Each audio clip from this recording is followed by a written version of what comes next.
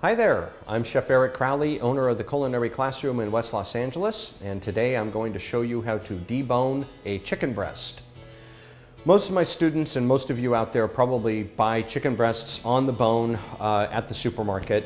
Sometimes they're labeled chicken breasts with rib meat attached, and they typically look like this. You're going to have some skin on it, and when you flip it on over, you're going to notice some really thin bones. These are the rib bones, and you're also going to notice this big bone right here. This is called the keel bone or the breastbone.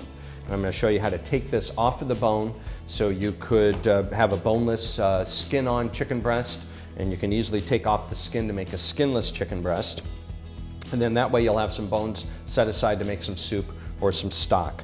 One of the things that I like to utilize when it comes time to taking the meat off of the bone is utilize these little rib bones right here like a little handle. If I kind of peel the meat back a little bit, you'll often see when you grab a hold of those bones, you'll see a line of fat running along, right? This is right where the chicken breast meets up with these bones right here.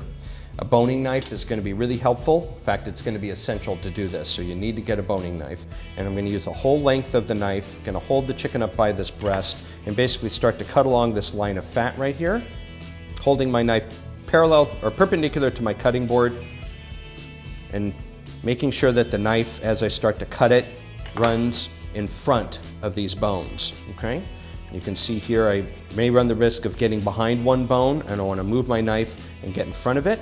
And you'll also see by standing the chicken up like this, as I continue to cut, gravity is going to help me and the meat's going to start to fall away from the bone. Almost like a whittling motion, if you will.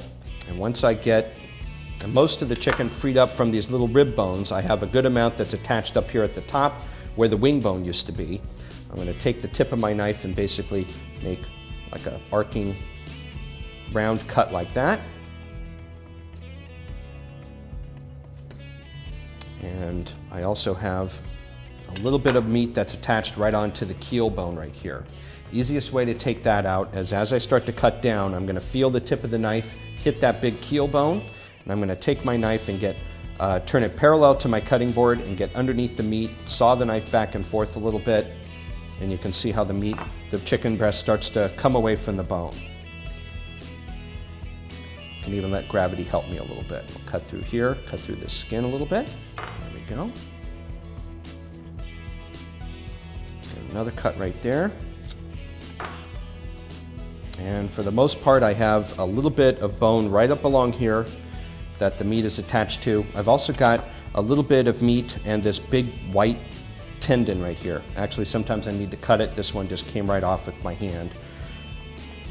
And outside of that, I have a little bit of bone right along here, and once I cut that up, I'm going to hold the chicken up by the very tip of the breast and start to cut along and basically start to separate the meat from the bone. Really using the tip of the knife. Now all I'm really left with is just a little bit of wishbone right here. Now the meat is taken off the bone. This is a boneless, skin-on chicken breast.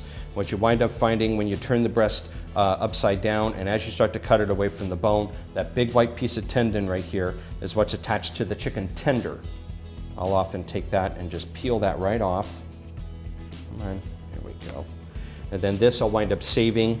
I'll maybe trim off the very top of this tendon right here, and then these guys I'll wind up saving and wrapping up and freezing. These are great to make chicken fingers out of, or I'll cut them across like that and make some nice little bite-sized pieces to go into a stir fry. You can see I've got a little bit of connective tissue here. I'm going to trim that up. And if I have a little extra fat underneath the breast, I can trim that too. And that is how you debone a chicken breast. Thanks again for watching. Be sure to subscribe so you can get some additional information. If there's a recipe that you would like to see me make, feel free to send an email to requests@Mahalodotcom. Thanks again, and I'll see you soon.